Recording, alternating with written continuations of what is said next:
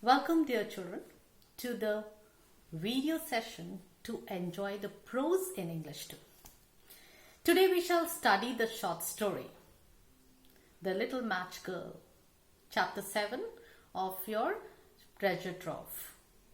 I request you to sit with your books and note copies so that you can write down the explanations and meanings as per your requirement. So let me introduce the topic to you. And after the introduction, I shall present you with slides on my PPT. And while my PPT is going on, I shall go on with the narration and explanation as well. Now, this Little Match Girl is a story. It's like a fairy tale, children, but with a tragic end.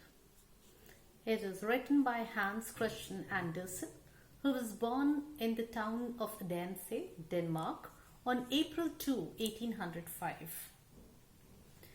There are two reasons that inspired him to write this story.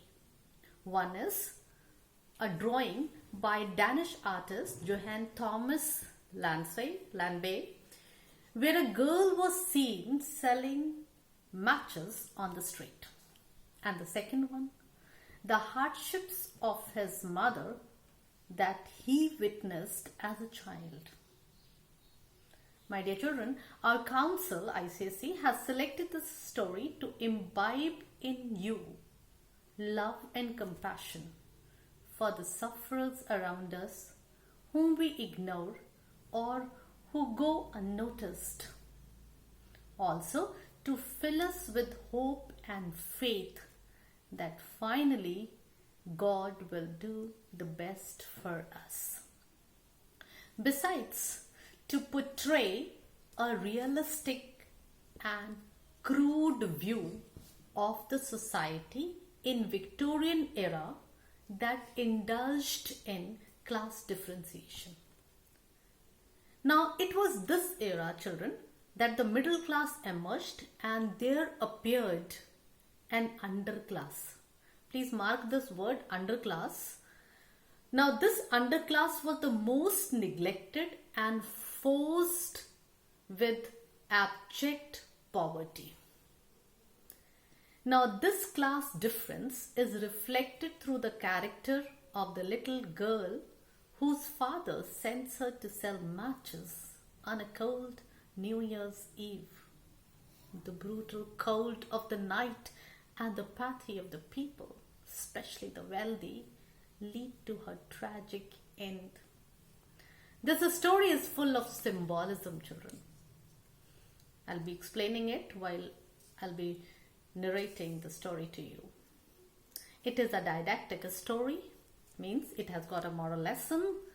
It is full of imagery, different types of imagery like visual, olfactory, gustatory, tactile, like taste, smell, touch, imageries. Now, while narrating, I shall explain and point out all these in an elaborate way.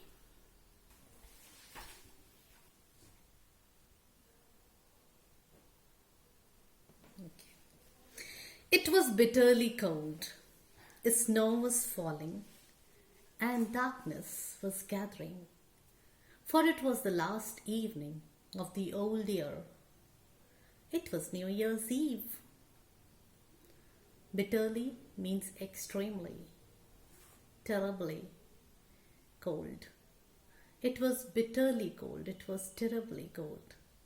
Snow was falling and darkness was gathering. Gathering was collecting. Most probably it was snowing, so naturally there was a lot of cloud gathered, so the darkness was gathering. Look at how it's been explained, children, by the writer. Instead of it was getting dark, he's explained the darkness was gathering, was collecting. For it was the last evening of the old year. It was New Year's Eve. The opening lines, children, have a purpose. Here the writer has set a gloomy, fearful atmosphere, hinting that something bad was likely to happen. There was something that was terrible. And I've already told you with the story that towards the end, the little girl dies. She meets a tragic end. So through the opening lines, the writer is indicating something tragic that is going to happen in the story.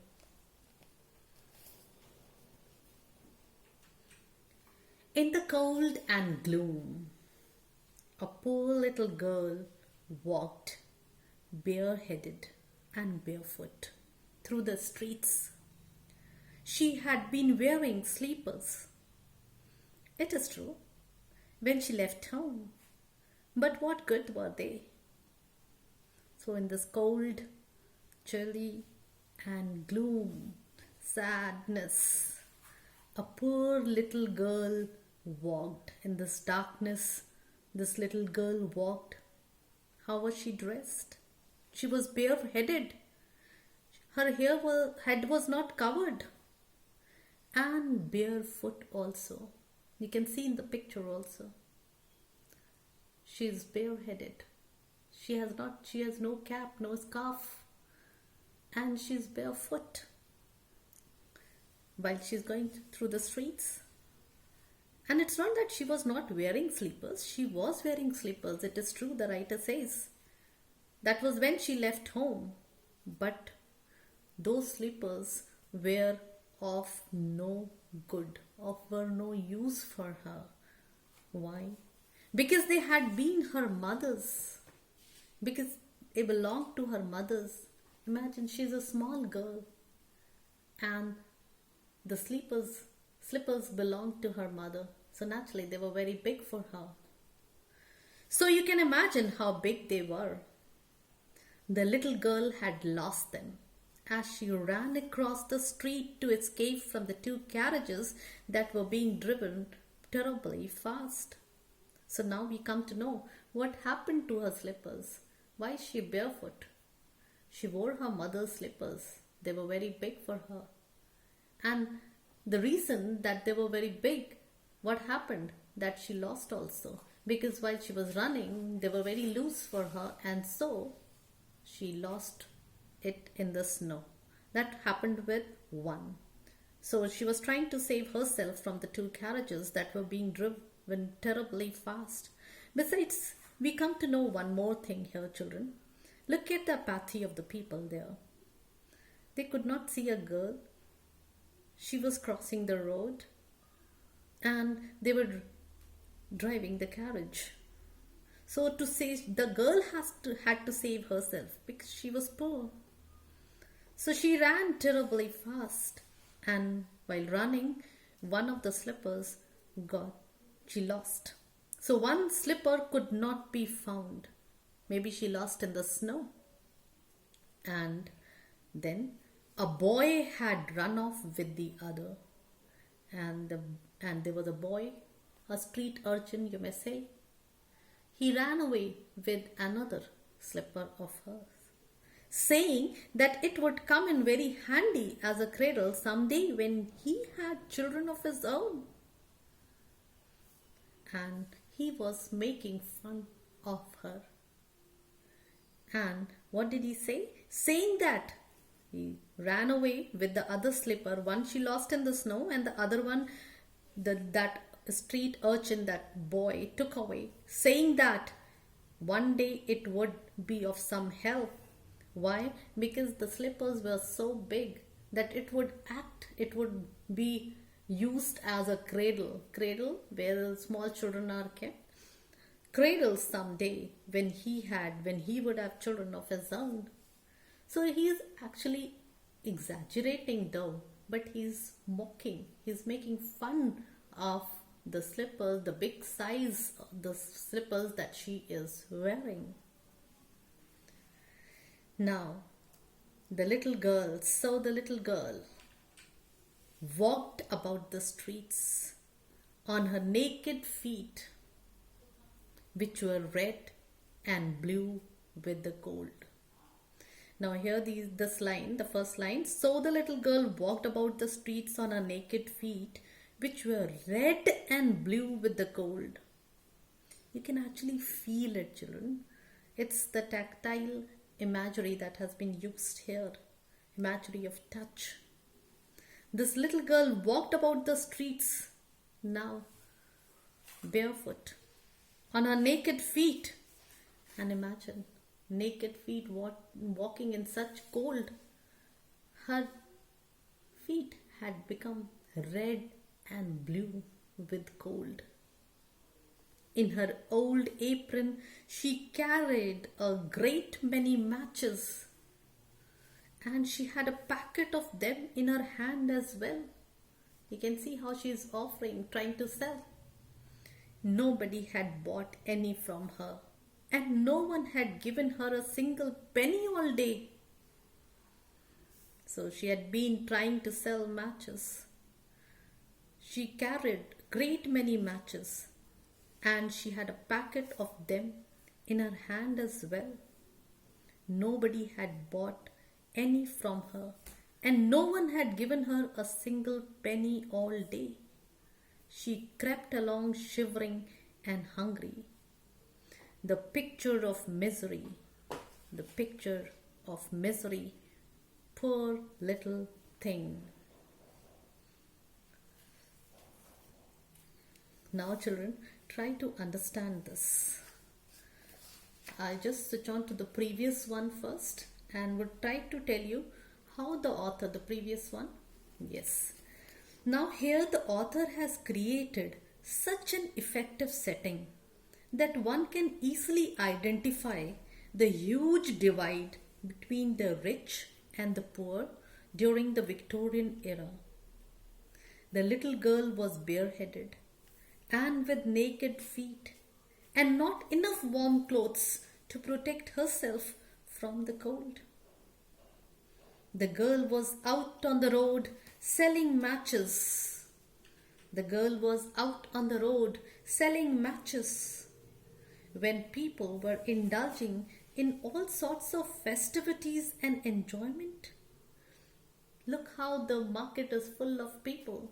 They're enjoying, they're buying. It's New Year's time.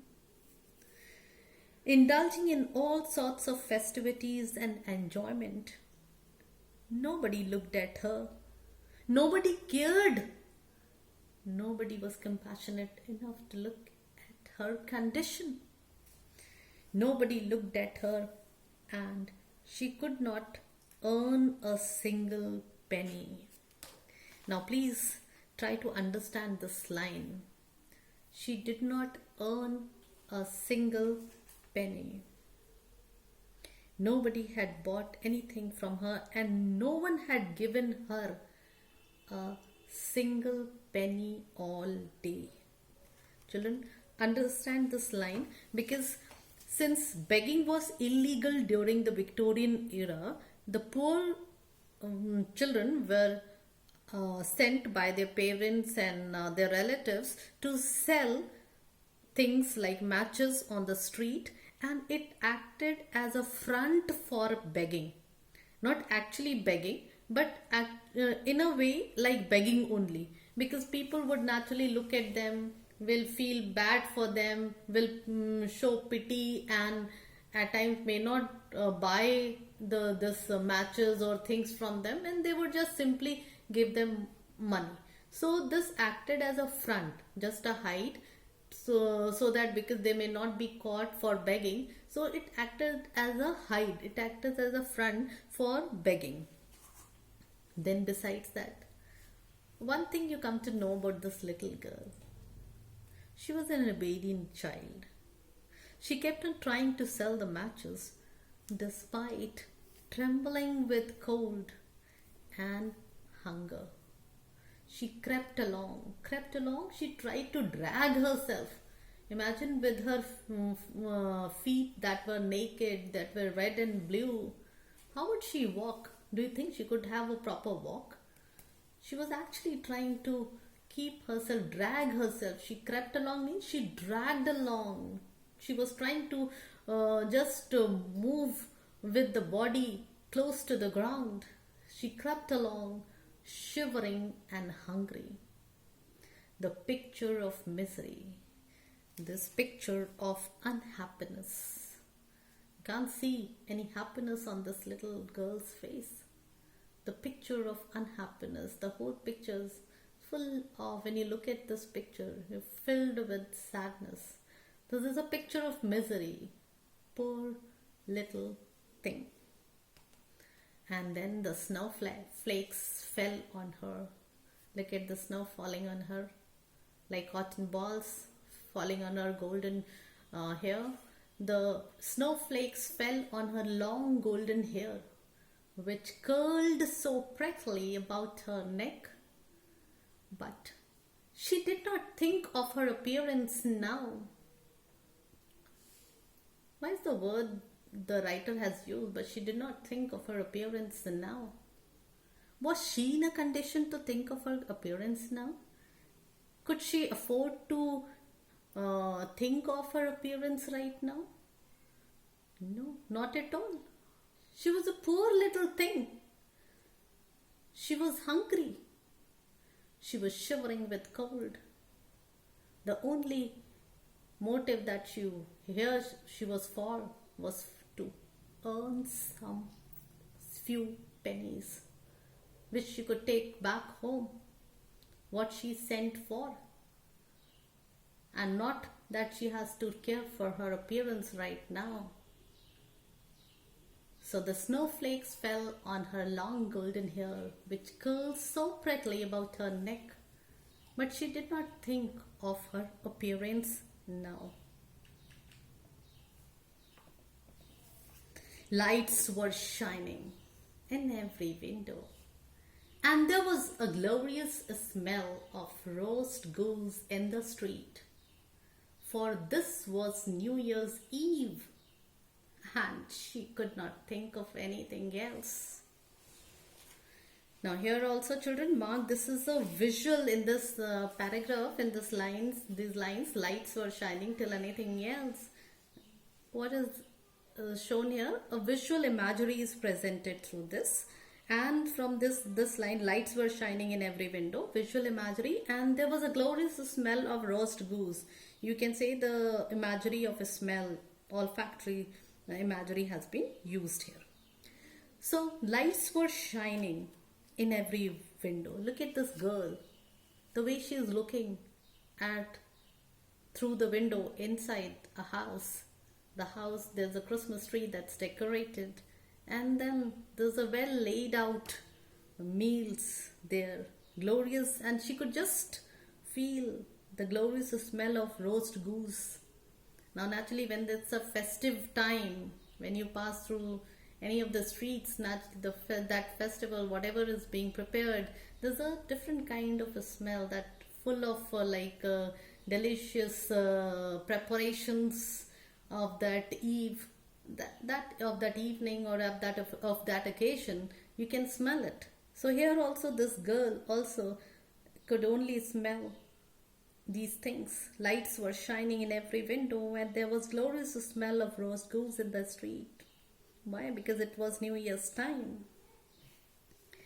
Now there is one more thing that's very nicely presented here in these lines. There's an interplay of contrast. How is there interplay of contrast? The author in these lines depicts the disparity between the rich and the poor. Look, outside the window, poverty is there. Inside the window, what is there? Richness is there.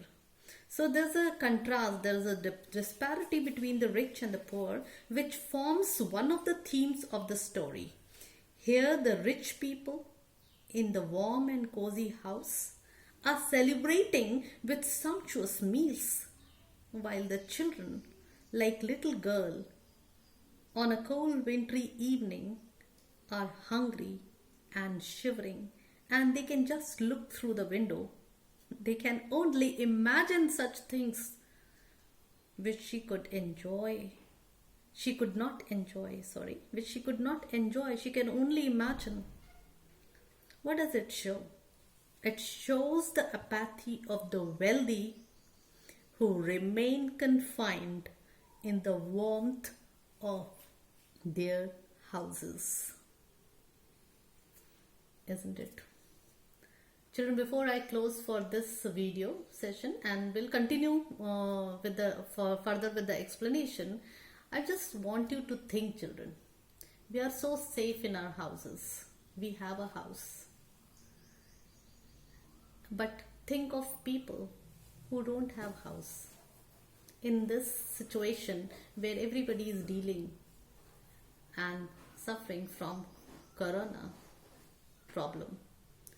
We have good meals, but there are people who don't have food. But then the world is full of people who are good. They are coming forward to help. So let's think about it. Let's help. Let's be filled with love and compassion. We'll continue more in the next video.